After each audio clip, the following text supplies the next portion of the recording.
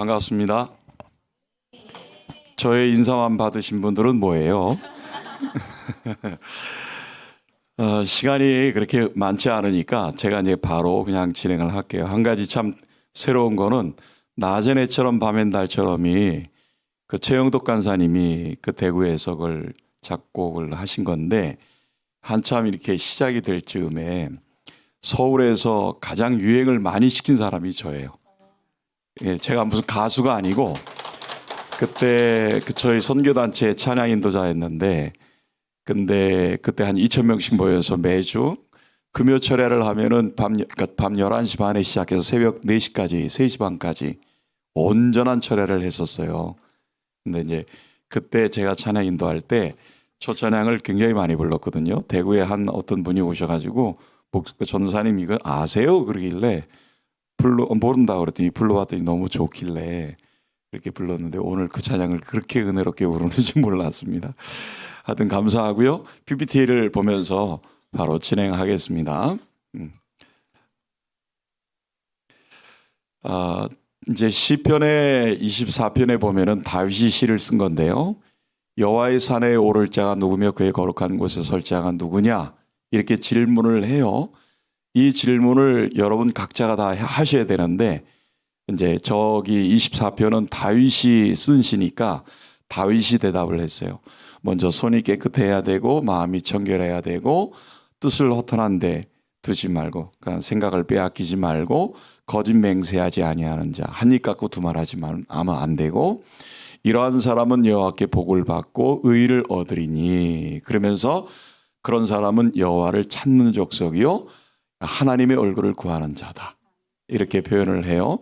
요 부연적인 설명들은 뭐 그냥 제가 못하고 이런 사람들을 가리켜서 문이라고 표현했어요. 문들아 너희 머리를 들지어다.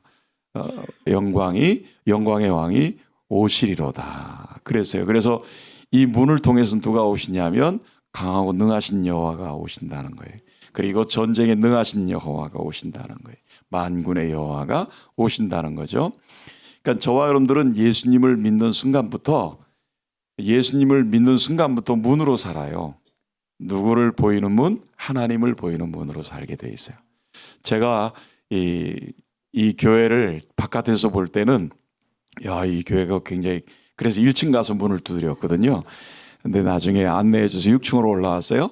그래서 저 문을 딱 여니까 이렇게 예쁜 성전이 있고 예쁜 찬양 인도자가 있고 예쁜 목사님이 있고 예쁜 여러분들이 있고 대우를 해줘도 아멘도 안 하고 예쁜 우리 중국에 계신 분들이 계시고 그래서 이렇게 문을 여니까 볼 수 있잖아요. 그러니까 문을 여니까 보는 것처럼 여러분이라고 하는 문을 열면 하나님을 보는 거고 그래서 하나님은 이 땅에서 전능하신 하나님인데 그냥 우리 없이도 하나님이심을 알게 할 수 있어도 하나님은 그렇게 안 하고 우리를 통해서 하나님 되심을 알리고 선포하세요. 하나님의 방법이 그래요. 자, PPT 계속 볼게요. 자, 그래서 여러분 이 아둘람 굴의 사람들이라는 표현이 있는데 다윗이 도피 생활을 할 때 들어갔던 굴이에요. 다윗이 도피 생활할 때 들어갔던 굴에 사람들을 보면은 그의 형제와 아버지의 온 집 사울 왕이 죽이려고 하니까 자기만 죽이려고 하는 게 아니라 자기 집안 형제들 다 죽이려고 하니까 어쩔 수 없이 저 아둘람 굴까지 도망왔고요. 와 보니까 여기에는 환난당한 모든 자도 있었고 빚진 모든 자도 있었고 마음이 원통한 자도 있었던 거예요. 그러니까 여러분 여기에 모여 있는 사람들이 그 만만치 않은 사람들이 모인 거야. 환난을 당해도 여러분 자기 고향 자기 집에서 견디면서 환난을 겪을 수도 있잖아요. 근데 그 집에서도 못 있는 거예요. 빚을 얼마나 졌으면 자기 집에 못 있는 거야. 그러니까 이 아둘람 굴까지 왔어야 돼. 그러니까 빚을 지고 왔으니 먹거리가 있겠어요? 없죠. 근데 거기서 나만 먹고 살 게 아니고 내 자식들까지 가족들까지 먹이려고 하니까 얼마나 피 터지겠어요? 박 터지겠어요? 그리고 마음이 원통한 사람은 건들면 터져요. 그러니까 저 아둘람 굴 같은 데는 뭐 쌓아놓고 사는 것도 아니고 그리고 거주하는 집도 아니고 도피해서 와서 사는 사람들이니까 건들면 터지면 너 죽고 나 죽고 하는 그런 곳이거든요. 그런 곳에 놀랍게도 이 다윗이라는 사람을 우두머리로 삼은 사람이 한 400명 가량 있다는 거예요. 그러니까 사실은 400명 말고도 더 많이 있는 굴이었던 거죠, 사람들이. 그리고 400명 그러면 남자 숫자, 장성한 남자 숫자만 400명이에요. 그러니까 그의 딸린 가족들, 여자들까지 포함하면 곱하기 4나 5를 하면 다윗을 따르는 사람이 한 2,000명가량 따르는 것이고, 아둘람 굴은 그 외에도 더 많은 사람들이 있었다는 거지. 근데 문제는 뭐냐면 다윗의 나이가 저때 몇 살일까요? 다윗의 나이가? 다윗이 도피 생활을 한 10년에서 11년 정도 했어요. 그런데 저 아둘람 굴에 있을 때는 도피 생활할 때가 언제냐면 초기 생활할 때예요. 그러니까 초기 생활이고, 다윗이 처음에 자기 지파 유다 지파에게 왕으로 추대받았을 때 나이가 30살이에요. 30살에 추대를 받았는데 도피 생활을 10년 내지 11년을 했으니까 저 도피 생활 초창기 때면 이 그러니까 19살, 20살, 21살, 22살 뭐 이런 정도 된 아주 애띤 청년. 그런데 우두머리 삼았다는 얘기는 조선시대로 말하면 주군 삼은 거예요. 주군을 삼았으면, 주군을 삼은 건 어떻게 하냐면 나를 맡깁니다. 나의 생명을 맡기겠습니다. 나의 가족을 맡기겠습니다. 그런 거거든요. 근데 어떻게 그 애띤 청년한테 나를 맡기면 내 가족까지 맡길 수가 있을까? 그러면 그 애띤 청년인 다윗을 볼 때 도대체 어떤 면을 봤길래 그 자기를 맡기고 가족까지 맡기면서 무려 400명 곱하기 5 하면 한 5,000명이나 되는 사람이 그 애띤 청년을 보고 따랐을까? 도대체 뭘 보고? 한때 골리앗을 죽였으니까 그건 옛날인데 사무엘이 기름 부어가지고 왕이 될 거니까 지금 자기 도망자 생활인데 아무것도 볼 것도 없잖아요. 근데 이게 비결인 거예요. 다윗은 도피 생활이 끝나고 왕이 되는 걸 보니까 그때 당시의 사람들은 저 젊은이가 뭔가 하겠다. 그 뭔가를 하는 것을 세상적인 꿈을 꾼 것이 아니라 그 젊은이를 보면 하나님 나라가 보이고 그 젊은이를 보면 하나님을 느낄 수가 있었던 거예요. 그래서 애띤 청년일지라도 그와 함께하면, 그러면 우리는 적어도 이 상처, 원통한 상처, 빚진 마음에 어디 마음 둘 곳이 없는 이 마음을 저 청년과 함께라면 둘 수 있겠구나. 그렇게 말을 하는 거예요. 그래서 여러분, 인생의 모든 답이 여러분 하나님의 사람이 답이에요. 하나님의 사람이 답이에요.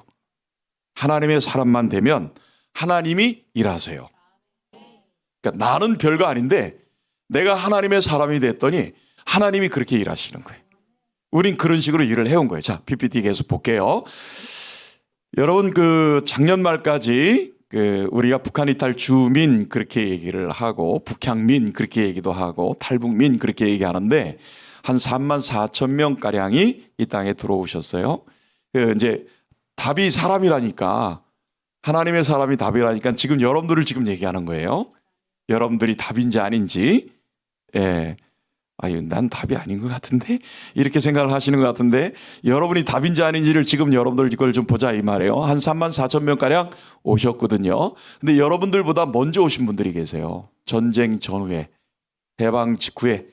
여러분, 북쪽에서 공산화가 되면서 그래서 모든 걸 빼앗기고 힘들어져서 특히 기독교인들 다 빼앗기고 어렵고, 사실 그때는요 북한 교회가 3,000여 교회가 넘었기 때문에 다른 연안판이 무슨 판이보다도 기독당이 굉장히 제일 셌어요.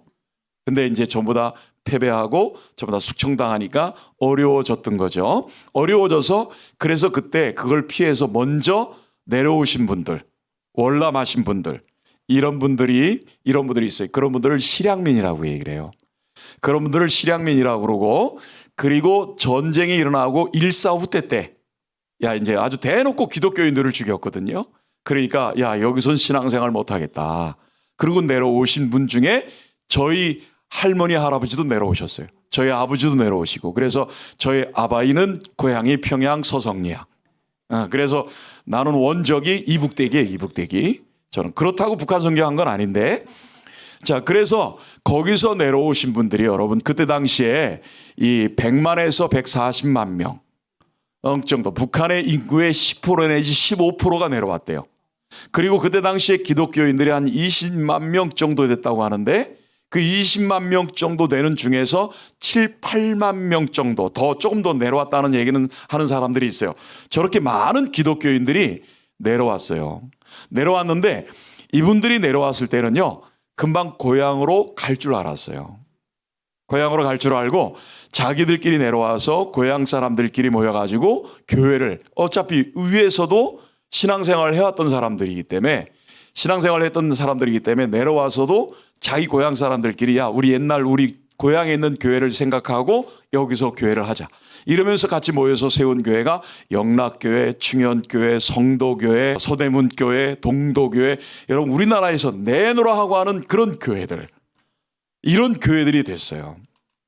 여러분 그런 교회들은요, 그런 교회들과 실향민들은요, 한국 교계, 정치, 교육, 경제 어마어마하게 영향을 끼쳤어요.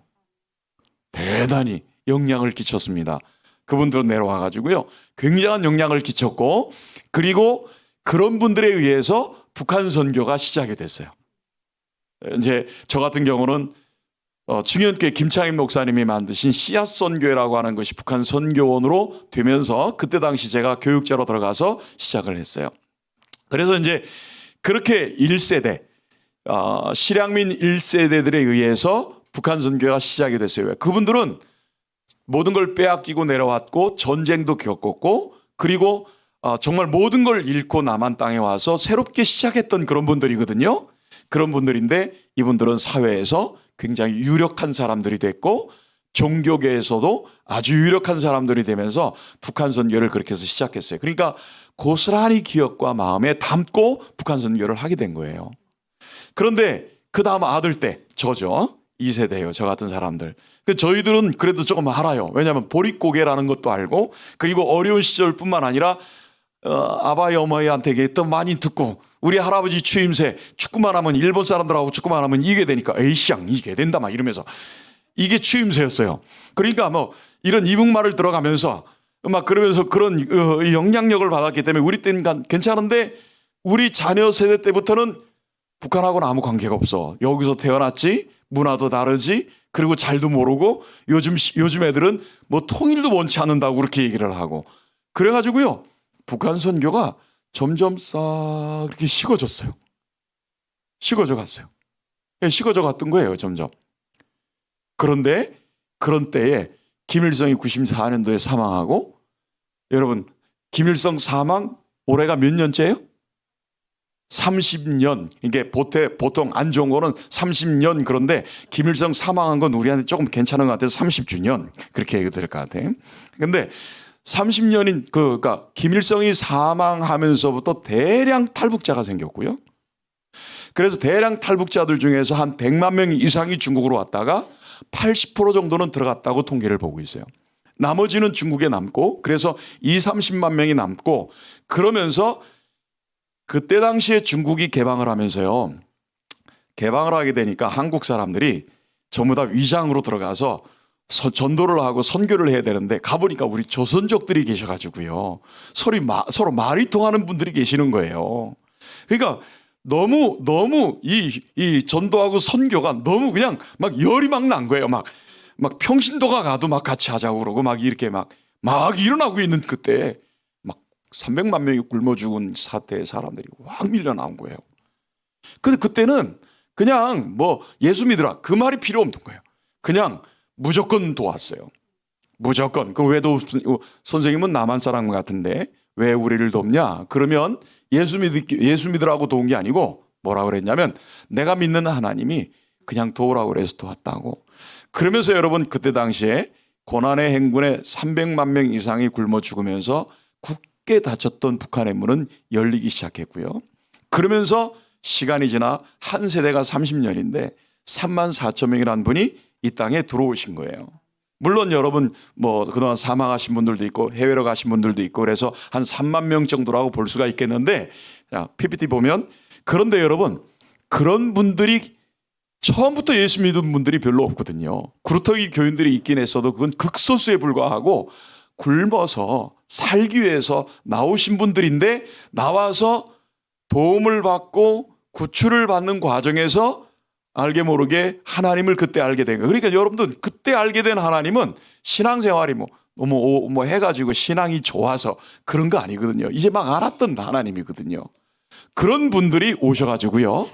여러분 너무 기가 막힌 거는 그런 분들이 와서 이 지도에 보면 우리 북한 기독교 청년합회라고 탈북민 교회라고 그래요.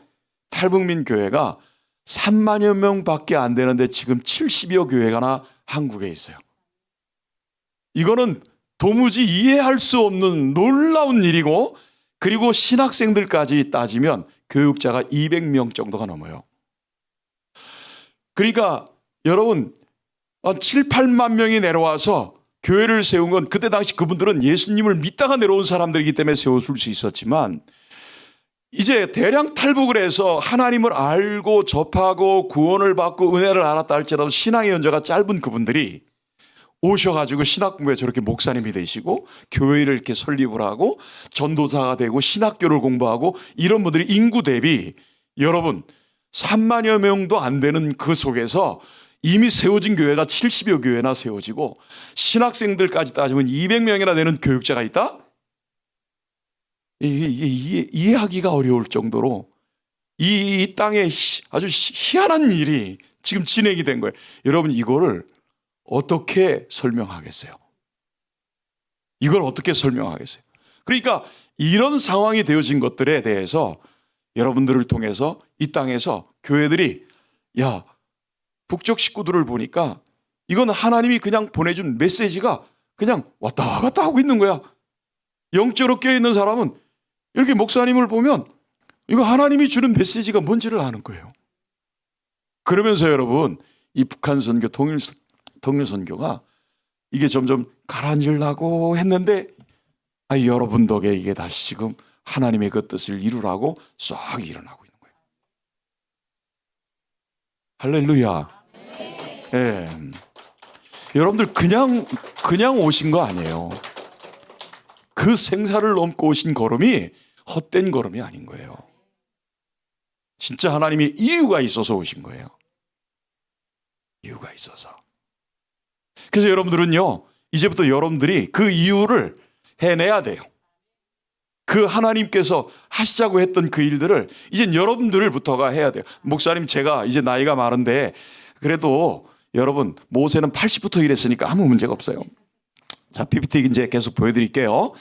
자, 여러분들이 일을 해야 될 부분이 있는데 제가 다른 것들은 그냥 말고 계속 북한 선교는 통일 선교라는 말도 하는데 그리스도 안에서 통일되게 하는데 핵심적인 가치는 하나님 나라가 되게 하는 거예요. 자, 그리고 북한 선교할 때 여러분들 꼭 잊지 말아야 될 건 하나님의 명령입니다. 주님의 명령, 하늘에서 온 명령. 그리고 3천여 교회가 넘을 정도로 평양을 동방의 예루살렘이라고 불렀어요. 그렇게 교회가 많았던, 부흥했던, 세계에서 타의 추종을 보할 만한 그런 부흥이 있었던 것. 그리고 또 하나는 그 많던 기독교인들이 끝까지 신앙을 지키다가 돌아가신 피 흘림이 있는 순교자가 있는 땅이에요. 이거 여러분, 이거는 잊으면 안 돼요. 그리고 북한 선교는 통일이 됐을 때 우리 민족의 번영의 초석이 될 수 있고, 그 다음에 이 분단 74년인데 분단 74년의 이 상처를 치유할 수 있는 건 정치로도 안 되고 경제로도 안 돼요. 교육으로도 안 돼요. 이걸 할 수 있는 것은 오직 하나님밖에 없어요.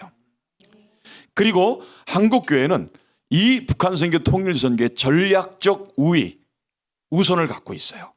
그리고 북한과 통일이 되기만 하면, 복음 통일이 되기만 하면 세계 선교로 뻗어나갈 수 있는 길이 열려요.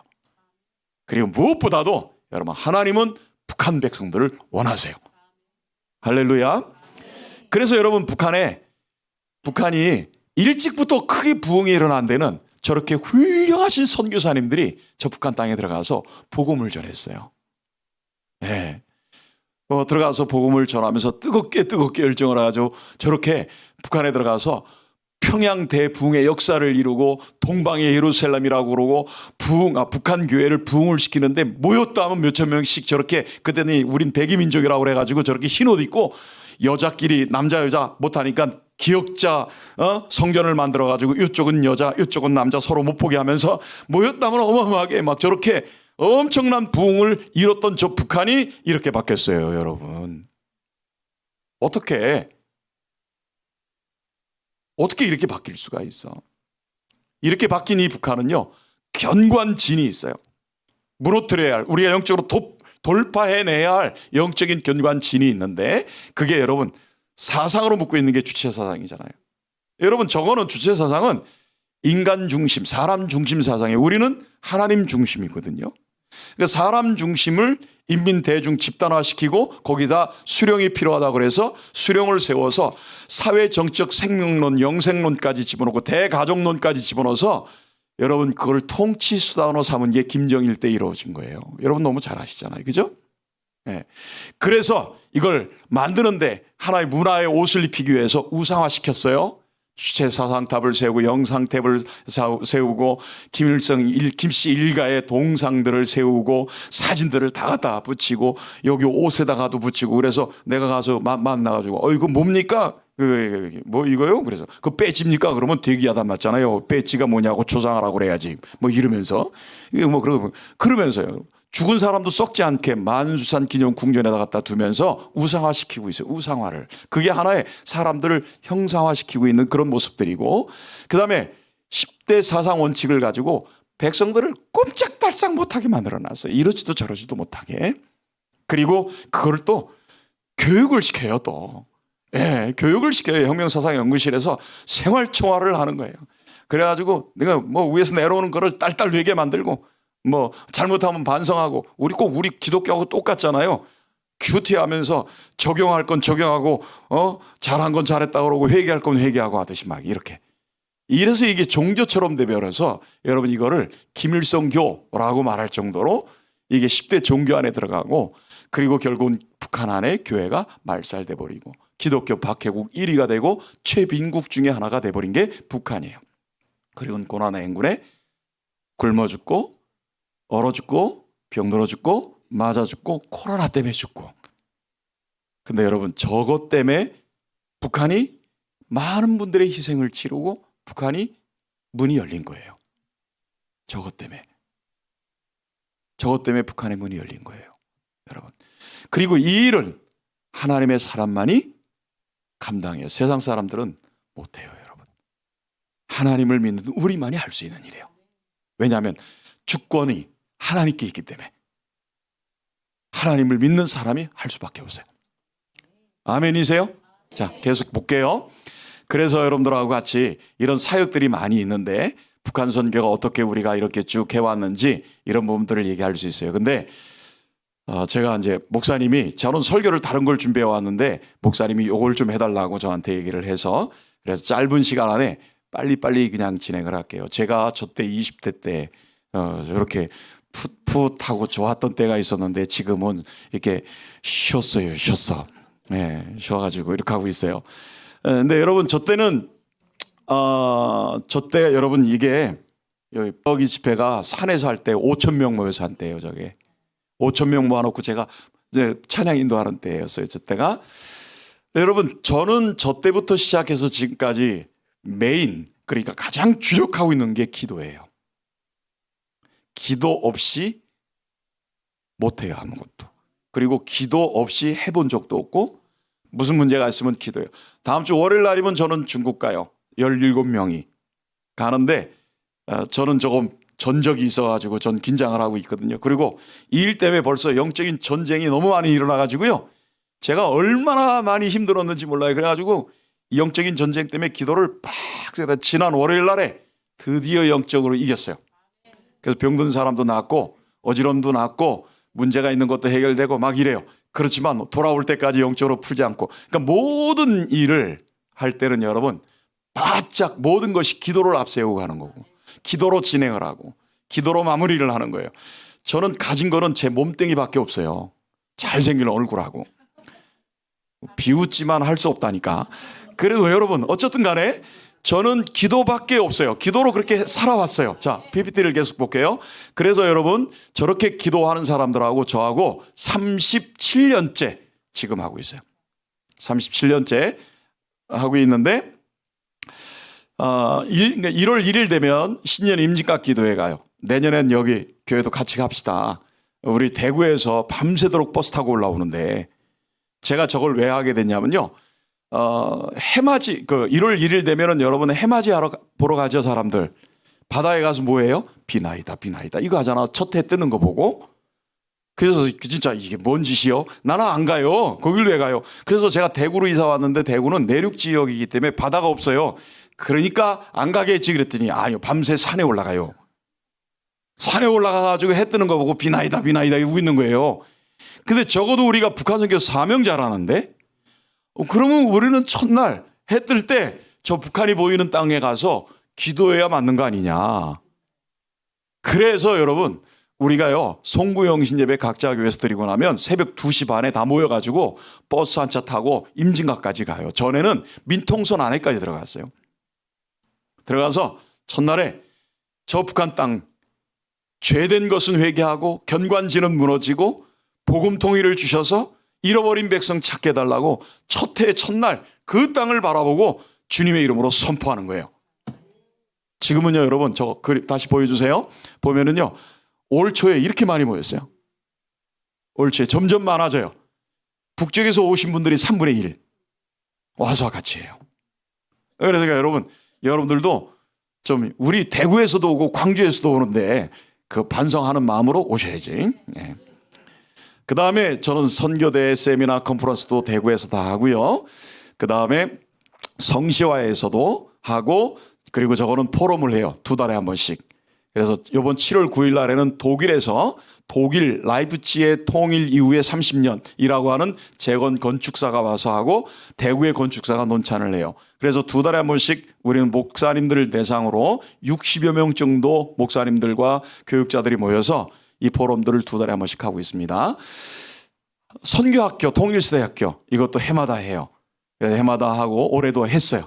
그래서 이제 백두산 가는 거고 저는 청년 세대를 통일 세대로 하고 이 청년들을 데리고 한 400명, 500명 이렇게 모아놓고 한 적도 있어요.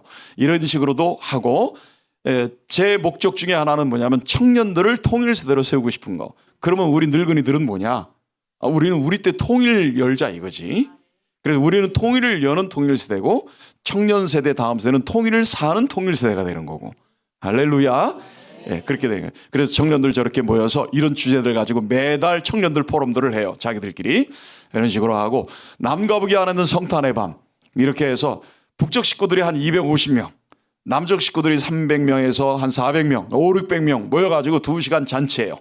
아까 여기 찬양인도 했던 은정자매도 와서 한번 게스트로 출연도 하시고 남북한 연주자들이 와서 다 해요. 그래서 이런 일도 하고 근데 여기에 가장 꽃은 뭐냐면 요 옆에 있는 이 그림이 여러분 탈북민 신학생들이 나와서 특성해요. 탈북민 신학생들이. 그러니까 여러분 북쪽 식구들이 쭉 앉아 있는데 탈북민 신학생들이 와서 특성을 하면 전도 뭐 교회 나가 뭐 이런 소리 안 해도 야, 저 사람들은 나중에 목사 되면 북한 가서 교회 세우겠구나 이렇게 다 생각하고 있어요. 네. 그리고 이제 연합운동이 굉장히 중요한 거예요. 연합운동이라는 건 우리 북한선교 통일선교하는데 굉장히 중요한 키고요. 저는 방송사역도 굉장히 오래 했습니다. 풍선도 띄우고 콘서트도 하고 김장도 만들고 제가 하여튼 별로 뭐지 다 해요. 그런데 여러분한테 꼭 말씀드리고 싶은 건 요거예요. 여러분 구구절이 무슨 날이죠? 북한 정부가 세워진 날이에요. 북한 정부가 세워진 날. 아까 우리 북한의 견관진 여러분 보셨죠? 그리고 여러분 아픈 상처도 보셨죠? 그러면 그 아픈 상처나 그리고 그런 견관진들을 저희들은 오랜 세월 동안 하나님께 그렇게 기도해 왔어요. 하나님, 저 북한 땅에 견관진이 무너지게 하십시오. 우상이 무너지게 해 주십시오. 그리고 그 땅에 잃어버린 백성들을 다시 찾게 해 주십시오. 북한에 잃어버렸던 무너졌던 교회를 다시 세우게 해 주십시오. 아직도 지하에서 내일을 기약할 수 없는 오늘이 마지막 예배처럼 드려지고 있는 그 지하 교인들과 손잡고 예배드릴 그날을 속히 허락해 주십시오. 그렇게 기도를 하고 있는데 그 틀을 딱 잡고 있는 게 나라잖아요. 북한 정부라는 그 세워진 그 날로부터 시작이 됐다고 봐도 되는 거잖아요. 그러니까 구구절 저 기도회를 이제는 우리가 대대적으로 해야 되겠다. 왜냐하면 그 견관진이 저 구구절이라는 북한 정부가 세워진 그 날이라고 하는 것을 의미로 삼고 우리부터 북쪽에서 온 사람들부터 하나님 저 땅을 다시 한번 회복시켜 주옵소서. 잘못된 거는 다 고쳐주시고 그리고 다시 한번 하나님 동방의 예루살렘으로 회복시켜 주시는 그 하나님의 은혜 그리고 가족들과 함께 손잡고 복음 통일을 이루어서 하나님의 뜻을 저 만방으로 갈 수 있도록 하는 일들을 우리 북한 사람들이 먼저 앞장서서 저 구구절 기도회 때 하나님께 좀 올리자. 그래서 오늘 제가 의논하고 오전에 이걸 의논하고 앞으로 우리 북한 기독교 청년합회가 이 일들을 앞장서서 하게 되면 올해 우리가 정말 앞장서서 잘하니까 한국교회가 보니까 야 이거 정말 의미가 있구나. 그러면 내년쯤에는 한국교회도 동참을 시켜서 이게 정말 큰 이슈화를 시켜가지고 해나가면 좋겠다는 거예요. 여러분 이 모든 게 다 기도로 시작이 되는 거예요. 믿습니까? 자 이제 다시 또 화면을 볼게요. 뭐 이제 북한 양육교재 여러분들을 위해서 교재도 만들었어요. 만들기도 하고 저도 중국과 러시아에서 많이 가서 하고 그랬어요. 뭐 이런 얘기는 뭐 그렇게 하는데 이제 요거를 얘기할게요. 저기가 낮은 선봉 부두가예요. 부두인데 한 군데 저는 이제 인터넷을 통해서 그리고 정보를 통해서 들어보니까 1부두, 2부두, 3부두가 있대요. 근데 1부두, 2부두, 3부두가 있는데 1부두, 2부두는 중국이 돈 내고 쓴대요. 북한 건데. 근데 3부두는 러시아가 돈 내고 쓴대요. 웃겨. 북한 건데 너무 가난해가지고 다른 나라 다 돈 받고 빌려줬어. 빌려줬대. 근데 저 나진항을요 중국도 원하고 러시아도 원해요. 왜냐하면 여러분 크림반도 지금 전쟁하잖아요. 우크라이나. 얼지 않는 항구가 필요해요. 러시아는 부동항. 근데 블라디보스톡은요 얼어요. 그래서 태평양으로 진출하기가 어려워. 그러니까 러시아 입장에서 볼 때는 저 얼지 않는 항구 하나만 있으면 태평양 함대를 만들 수 있어요. 그런데 중국 같은 경우도 저기가 있으면요 여러분 이게 바깥으로 나가려니까 태평양으로 나가려니까 못 나가. 중국도 대한민국과 일본과 대만과 모든 게 다 이런 게 가려져 있어가지고 나가기가 힘들어서 저쪽 그 밑에서 지금 씨름하고 뭐 실갱이하고 그러는 거잖아요. 그러니까 중국도 원하고 러시아도 원하는데 북한이 잘하는 건 절대로 안 준다는 거지. 근데 만약에 여러분 저 그림 다시 한번 보면 보세요. 여러분 저 나진항에서 저게 중국계 한번 됐다고 봅시다. 가정이에요. 그냥 가정이고 분단됐어 우리는. 그리고 저게 중국계 됐어. 되면 그러면 중국 항공모함이 어디로 다닐까요? 나진항으로 가야 될 거 아니에요. 그러면 밑으로 돌아서 저 일본을 넘어서 저렇게 뺑 돌아서 갈까요? 아니면 서해 바다를 거쳐서 남해 바다를 거쳐서 동해 바다로 해서 갈까요? 그렇게 가겠죠? 그러면 우린 절반은 뚝 끊겨가지고 섬처럼 돼버렸고 중국 군함은 우리 바다 아무 때나 왔다 갔다 하고 괜찮을까요? 여러분 우리나라가 지금 이렇게 되고 있는 것도 하나님의 은혜고 기적 중에 기적이에요. 이거 지금 우리가 이렇게 살고 있는 게 너무 신기한 일이에요. 너무 기가 막혀요. 그러니까 여러분 우리한테는 굉장한 위기 가운데 있는 거예요. 위기 가운데 있는데 누가 붙들고 있냐면 하나님이 붙들고 있는 거지. 그러면 하나님이 붙들고 있는 동안에 우리가 해야죠. 하나님이 붙들고 있는 동안에 우리 바짝 엎드려서 기도하고 하나님의 나라를 위해서라면 네가 마음에 안 들어도 합력하고 그 나라를 위해서 같이 갈 수 있는 사람이 돼야 되는 거죠. 아멘이세요? 자 보세요. 또 제가요 저는 복음 통일이 되면 가고 싶어가지고 제가 지도를 펴놓고 맨날 저렇게 그리고 앉아 있어요. 내가 이제 나이가 들어서 차를 몰고 저 모스크바에서 북유럽까지는 못 갈는지 모르겠어요. 지난번에 한번 누가 러시아에서 온 사람이 차를 한국에서 사가지고 블라디보스톡에다 갖다 놨으니까 나랑 한번 모스크바까지 같이 가자고 그래서 내가 얼마나 좋아했는지 몰라요. 근데 너무 바빠서 내가 그 차를 타고 못 갔어. 내가 한 열흘 갔다는데 가보고 싶어요. 진짜. 통일되면 제가 살고 있는 곳에서부터 저 북한을 넘어서 평양을 거쳐서 신의주로 해가지고 그 다음에 단동으로 해서 심양으로 해서 북경으로 해서 서안으로 해서 우르무치로 해서 카자흐스탄 뭐 키르기스탄 뭐 이렇게 하면서 탄 이라크 이란 이스라엘 아프리카까지 사우디아까지 그 다음에 서안까지 내려와서 곤명으로 가면 여러분들 곤명 잘 아시잖아요. 그러면 삼각지대로 넘으면 태국이나 라오스나 캄보디아나 쪽으로 넘어와서 태국으로 넘으면 말레이시아에서 여러분 인도네시아로 해서 호주까지 가요. 그 다음에 네팔로 넘어가면 인도로 넘어가요. 제가요 복음 통일이 되면 지금 막혀서 못 갔을 뿐이지 여러분 완전 딴 세상이 돼요. 완전 딴 세상이 돼요. 기가 막힌 세상이 돼요. 근데 제가 얼마 전에 브라질 갔어요. 상파울로 갔는데 가만히 지도를 보니까 상파울로에서도 올 수 있겠더라고. 그래서 브라질을 거쳐가지고 저 멕시코를 거쳐가지고 미국을 거쳐서 캐나다를 거쳐서 알래스카로 해가지고 저쪽 러시아 쪽으로 해가지고 올 수 있겠더라고요. 근데 이거를 기분 나쁘게 저보다 먼저 얘기한 사람이 있어요. 그 전기차 만든 일론 머스크가 먼저 얘기한 거예요. 뭐 일론 머스크가 먼저 얘기했는데 뭘로 만들었냐면요. 여러분 하이프루프라고 하는 것이에요. 하이프루프라는 거. 이게 진공으로 만든 건데 이 진공으로 만들면 시속 1200km까지 한다는 썰이에요. 썰. 근데 일부 이게 그 기술이 우리 원천 기술이 우리나라에 있다는 거죠. 우리나라에 원천 기술이 있대. 그리고 실험을 했는데 성공을 했는지 모르지만 600km까지 시속 600km까지 된다는 얘기가 나왔어요. 그러면 저걸 만들면 시속 1000km만 돼도요. 비행기보다 빨라요. 비행기는 시속 800km, 700km예요. 근데 저거는요. 1200km가 된다면 여러분 저거 타고 진공으로 해가지고 왜 가버리면 전 세계 쉽게 가는 거예요. 여러분 이분이 누군지 아세요? 여러분 아시안 하이웨이라는 거 여러분 들어봤어요? 예, 이렇게 도로 표지판 보면은 아시안 하이웨이라는 게 있어요. 저걸 우리나라가 만든 게 아니고 유엔에서 만들었어요.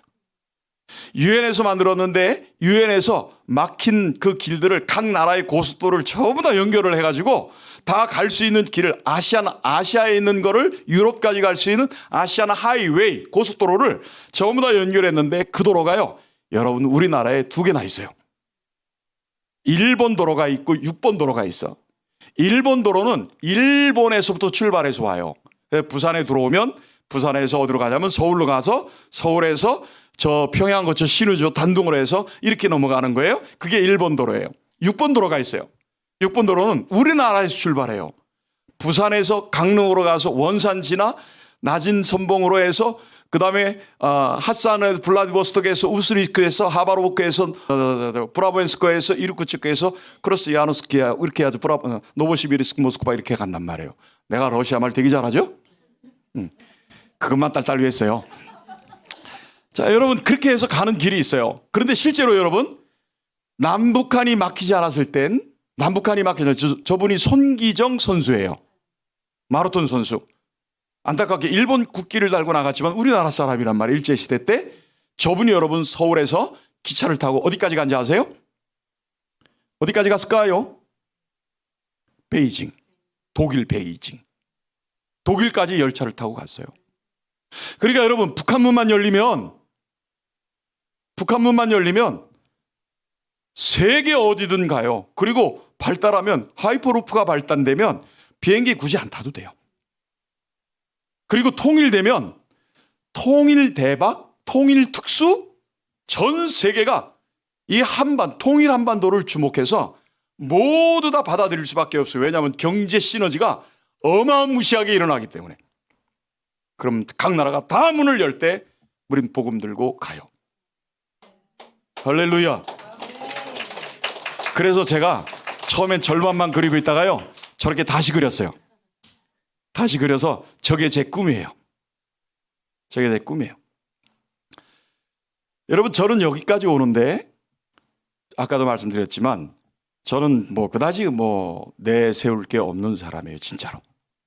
그리고 와서 보셨지만 단체도 작고 교회도 작고 기분 나쁘게 키도 작아요.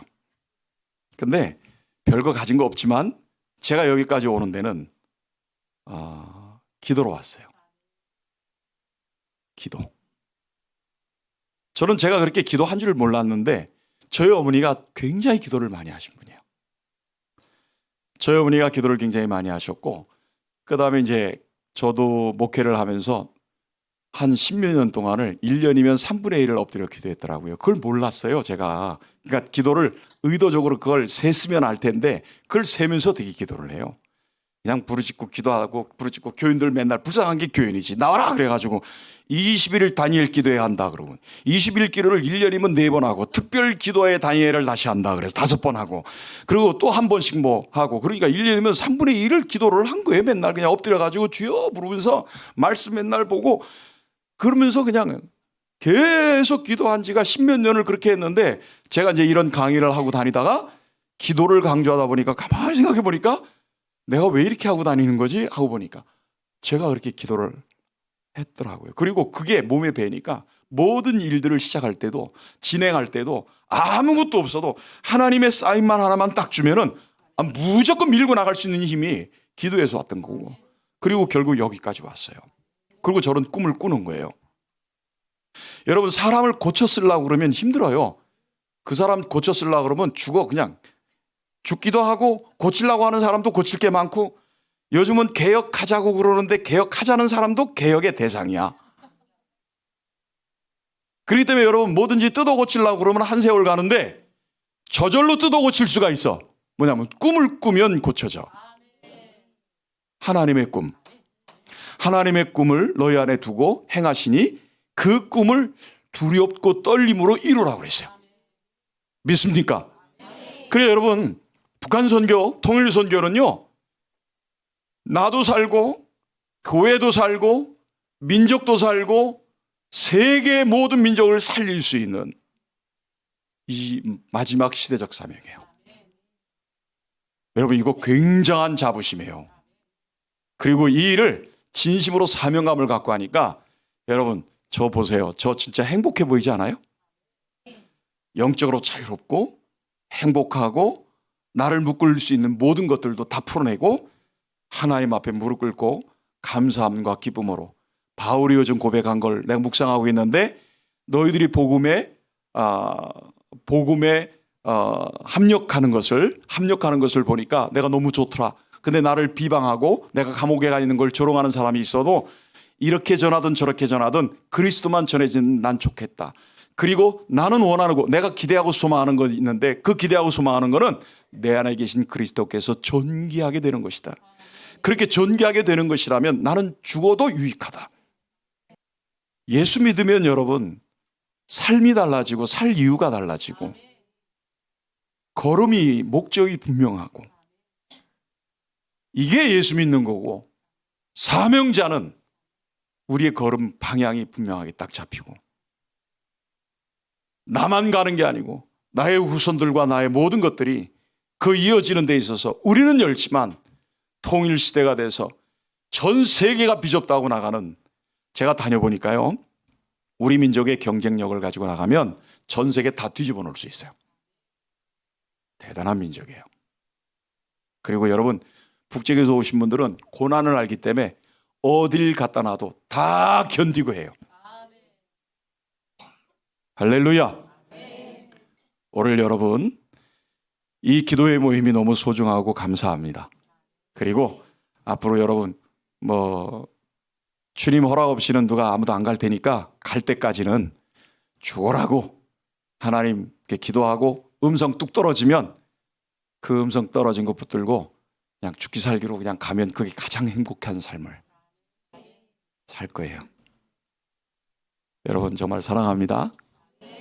네, 목사님 나오시죠.